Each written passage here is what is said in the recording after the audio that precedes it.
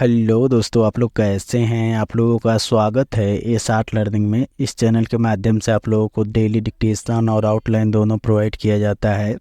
और इस चैनल पर दो डिक्टेशन बोला जाता है, एक दैनिक जागरण का और एक हिंदुस्तान का। दैनिक जागरण का 40 और 80 का स्पीड रहता है और हिंदुस्तान का 70, 80 और 90 का स्पीड रहेगा। और स्टार्ट करते हैं हिंदुस्तान का 70 का स्पीड। 5 सेकेंड बाद स्टार्ट होगा। स्टार्ट।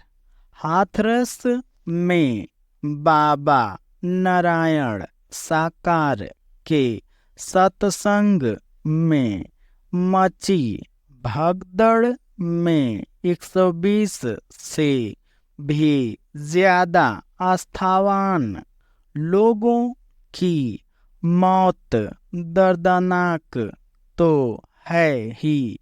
यह हमारे तंत्र और समाज के सभी स्तरों पर आत्मचिंतन का अवसर भी है। विडंबना देखिए, जिन बाबा के दर्शन करने और प्रवचन सुनने आए इतने श्रद्धालु अपनी जान से हाथ धो बैठे।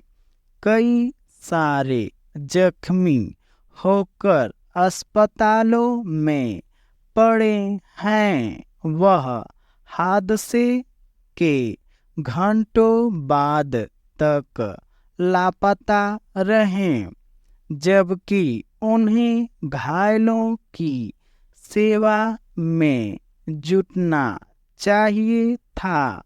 बहरहाल संतोष की बात है कि राज्य के मुख्यमंत्री योगी आदित्यनाथ ने हादसे के शिकार लोगों के परिजनों व घायल सत्संगियों से मिलकर उनके आहत मन पर मरहम रखने का काम किया है और इस घटना की न्यायिक जांच कराने की घोषणा की है। जो ब्यौरे हैं वे बताते हैं कि हादसे की वजह भी चिर परिचित है और नारायण साकार के सत्संग में जुटी भीड़ की प्राकृतिक भी, मगर उसके ठीक ठीक कारणों को जानने के लिए न्यायिक जांच के नतीजों का इंतजार करना होगा। आशा है यह जांच जल्द पूरी होगी और उसमें जिम्मेदारियां भी तय की जाएंगी। दुर्योग्य से ऐसे त्रासद मौकों पर भी सियासत अपनी निर्ममता नहीं छोड़ती। अभी हाथरस हादसे के सभी मृतकों की शिनाख्त भी नहीं हो पाई थी कि इस पर राजनीतिक आरोप प्रत्यारोप शुरू हो गए। यह पीड़ादायक है। इसलिए पहला सबक तो हमारे राजनीतिक वर्ग को ही सीखने की जरूरत है कि कई बार मर्यादित मौन ज्यादा अभिव्यक्ति होती है। दूसरा सबक हमारे शासन तंत्र के लिए है कि वह स्थानीय प्रशासन को कैसे ज़्यादा से ज़्यादा संवेदनशील बनाए। भगदड़ की ऐसी घटनाएं लगातार और देश के लगभग सभी हिस्सों में घटती रही हैं, मगर इनके दोषियों को सजा दिए जाने की कोई नज़ीर याद नहीं आती। और जब ऐसी कोई नज़ीर ही याद न रहे तो लापरवाही पर लगाम कैसे लगेगी। ऐसा नहीं कि हमारे तंत्र में सामर्थ्य नहीं। करोड़ों की भीड़ वाले कुंभ मेले सुचारू रूप से आयोजित हो सकते हैं, तो फिर हजारों की भीड़ के लिए व्यवस्था बनाने में क्या दिक्कत हो सकती है। सवाल प्राथमिकता और पेशेवर कार्यशैली की है। हमारे तंत्र में आज भी पेशेवराना कौशल की कमी है। देश में ऐसे कई उदाहरण मौजूद हैं कि यदि ईमानदारी से सबक सीखे जाएं तो जान माल की पूरी हिफाजत हो सकती है। साल 2004 में आई सुनामी से सीखा गया सबक इसका सबसे बड़ा उदाहरण है। हमने पड़ोसी देशों के साथ मिलकर एक ऐसा सफल तंत्र खड़ा किया है। ये डिक्टेशन 70 वर्ड प्रति मिनट समाप्त हुआ। अब स्टार्ट होगा 80 वर्ड प्रति मिनट 5 सेकेंड बाद। स्टार्ट। हाथरस में बाबा नारायण साकार के सत्संग में मची भगदड़ में 120 से भी ज़्यादा आस्थावान लोगों की मौत दर्दनाक तो है ही, यह हमारे तंत्र और समाज के सभी स्तरों पर आत्मचिंतन का अवसर भी है। विडंबना देखिए, जिन बाबा के दर्शन करने और प्रवचन सुनने आए इतने श्रद्धालु अपनी जान से हाथ धो बैठे।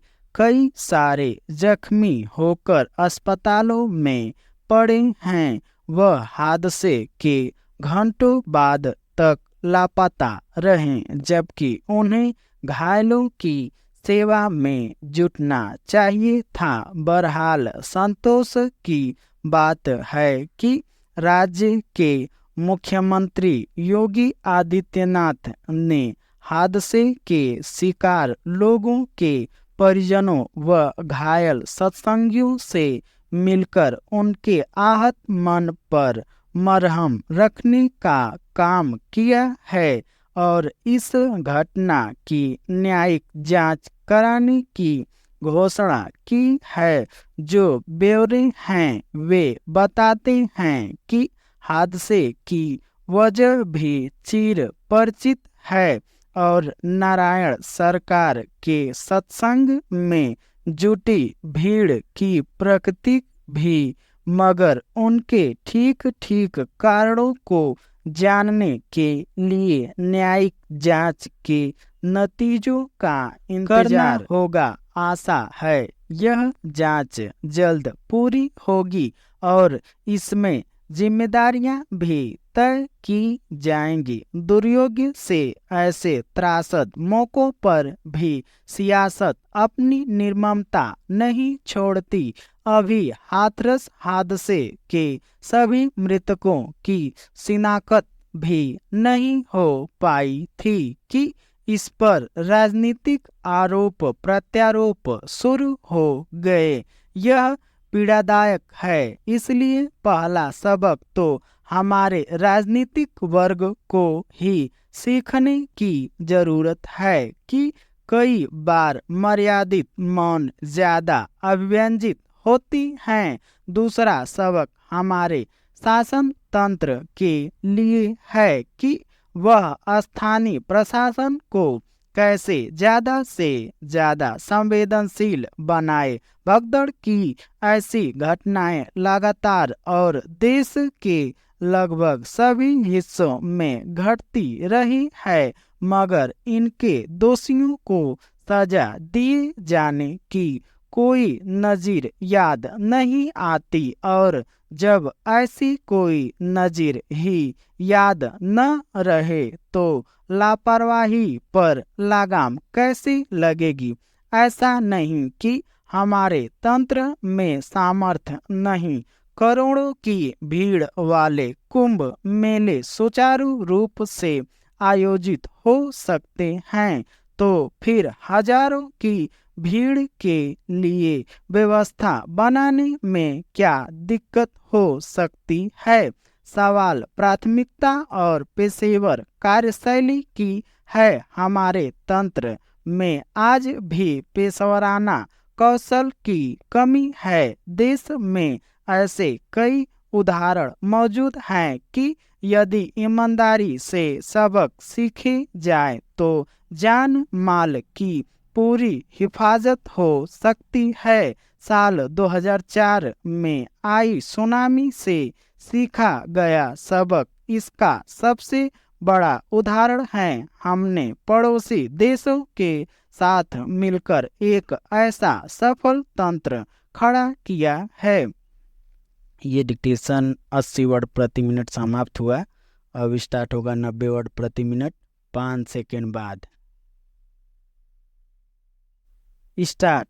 हाथरस में बाबा नारायण साकार के सत्संग में मची भगदड़ में 120 से भी ज्यादा आस्थावान लोगों की मौत दर्दनाक तो है ही, यह हमारे तंत्र और समाज के सभी स्तरों पर आत्मचिंतन का अवसर भी है। विडंबना देखिए, जिन बाबा के दर्शन करने और प्रवचन सुनने आए इतने श्रद्धालु अपनी जान से हाथ धो बैठे, कई सारे जख्मी होकर अस्पतालों में पड़े हैं। वह हादसे के घंटों बाद तक लापता रहे, जबकि उन्हें घायलों की सेवा में जुटना चाहिए था। बहरहाल संतोष की बात है कि राज्य के मुख्यमंत्री योगी आदित्यनाथ ने हादसे के शिकार लोगों के परिजनों व घायल सत्संगियों से मिलकर उनके आहत मन पर मरहम लगाने का काम किया है और इस घटना की न्यायिक जांच कराने की घोषणा की है। जो ब्यौरे हैं वे बताते हैं कि हादसे की वजह भी चिर परिचित है और नारायण साकार के सत्संग में जुटी भीड़ की प्राकृतिक भी, मगर उसके ठीक ठीक कारणों को जानने के लिए न्यायिक जांच के नतीजों का इंतजार करना होगा। आशा है कि यह जांच जल्द पूरी होगी और इसमें जिम्मेदारियां भी तय की जाएंगी। दुर्योग्य से ऐसे त्रासद मौकों पर भी सियासत अपनी निर्ममता नहीं छोड़ती। अभी हाथरस हादसे के सभी मृतकों की शिनाख्त भी नहीं हो पाई थी कि इस पर राजनीतिक आरोप प्रत्यारोप शुरू हो गए। यह पीड़ादायक है, इसलिए पहला सबक तो हमारे राजनीतिक वर्ग को ही सीखने की जरूरत है कि कई बार मर्यादित मौन ज्यादा अभिव्यंजित होती हैं। दूसरा सबक हमारे शासन तंत्र के लिए है कि वह स्थानीय प्रशासन को कैसे ज्यादा से ज्यादा संवेदनशील बनाए। भगदड़ की ऐसी घटनाएं लगातार और देश के लगभग सभी हिस्सों में घटती रही है, मगर इनके दोषियों को सजा दिए जाने की कोई नजीर याद नहीं आती। और जब ऐसी कोई नज़ीर ही याद न रहे तो लापरवाही पर लगाम कैसे लगेगी। ऐसा नहीं कि हमारे तंत्र में सामर्थ्य नहीं, करोड़ों की भीड़ वाले कुंभ मेले सुचारू रूप से आयोजित हो सकते हैं, तो फिर हजारों की भीड़ के लिए व्यवस्था बनाने में क्या दिक्कत हो सकती है। सवाल प्राथमिकता और पेशेवर कार्यशैली की है। हमारे तंत्र में आज भी पेशेवराना कौशल की कमी है। देश में ऐसे कई उदाहरण मौजूद हैं कि यदि ईमानदारी से सबक सीखे जाएं तो जान माल की पूरी हिफाजत हो सकती है। साल 2004 में आई सुनामी से सीखा गया सबक इसका सबसे बड़ा उदाहरण है। हमने पड़ोसी देशों के साथ मिलकर एक ऐसा सफल तंत्र खड़ा किया है